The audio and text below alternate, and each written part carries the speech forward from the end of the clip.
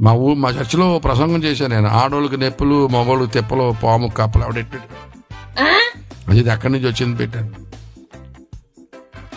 పాము యొక్క రెక్కలన్నీ పీకేశాడు. చాలా సౌందర్యవంతురాలట. ఐశ్వర్యరాయ్ అంత అందగత్తో ఆడోళ్ళు, పాము యానిమల్ వరల్డ్ ఇప్పుడు అంత అందగత్త. మిస్ యానిమల్ వరల్డ్, మంచి సౌందర్యం అట.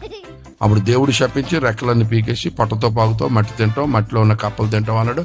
ఏ ఊరు వెళ్ళినా పొట్టతో పాగుతాయి. కారణం ఉందండి, ప్రతిదానికి కారణం ఉంది. దాని తర్వాత పాము శపించిన తర్వాత అప్పుడు ఆదాము దగ్గరికి వచ్చాడు. ఆదామా,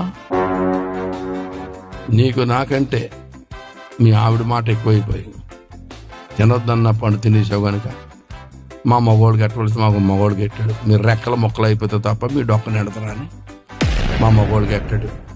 చెమట్లు ఎక్కేస్తారన్నాడు అంతే. ఇప్పుడు మిమ్మల్ని పెంచలేక మగవాళ్ళు చెమట్లకి ఎక్కేస్తున్నారు. కొంతమంది తట్టుకోలేక సాధువులోకి వెళ్ళిపోతుంది. మీకు దండమే తను మేము పెంచలేను. వెళ్ళిపోతలేదా? చెమట్లు ఎక్కిపోతామని చెప్పాడు. ఇప్పుడు చెమట్లు ఎక్కిపోయిపోతే చెమట్లా ముగ్గురికి శాపనాకారాలు పెట్టేసి అప్పుడు తోటలోంచి బయటకు తోలేసి ఒక వాచ్మెన్ ఎట్టాడు కత్తిచ్చి అలవాటు ప్రకారంగా నొత్తారం వేసారా. బయటికి వెళ్ళిపోయి భార్యాభర్తలు కాపురం చేసుకున్నారు. ఈలోపు అవ్వమ్మ గర్భవతి అయింది. ఒక కొడుకుని కన్నది. ఆడే నేరాలు ఘోరాలు చూస్తూ ఉంటాడు. టీవీ నైన్ పౌడర్ మొంగ వేసుకుని ఆడందరికీ ఫౌండర్ ప్రెసిడెంట్లు అట్టనమాట. ఆడు పుట్టడం ఒకరిని చంపేశాడు.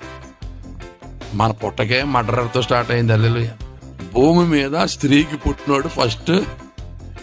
భూమి మీద స్త్రీకి అన్నటువంటి మొదటి మనిషి హంతకుడు, నరహంతకుడు. ఇది సీన్ అండి. చెడగొట్టినోడు ఒకడు ఉన్నాడు తోటలో, ఆడి పేరు లూసిఫర్ గాడు.